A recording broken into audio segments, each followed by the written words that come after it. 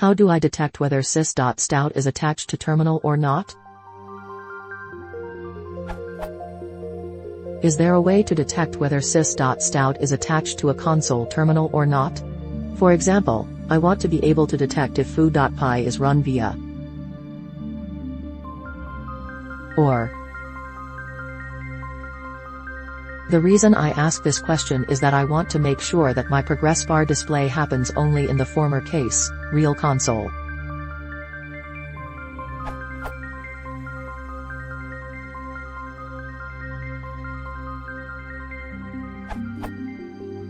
This can be detected using a ZADI. To demonstrate this in a shell, Python C import sys, print sys.stout.azadi, should write true, Python C import sys, print sys.stout.azadi, cat, should write false.